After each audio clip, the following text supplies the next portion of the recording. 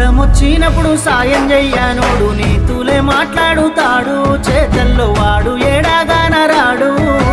నరములేని నాలు కొంద మాట్లాడుతది, ఉన్నయి లేని చెప్పుతాది, నువ్వు చచ్చేదాకెంటాడుతా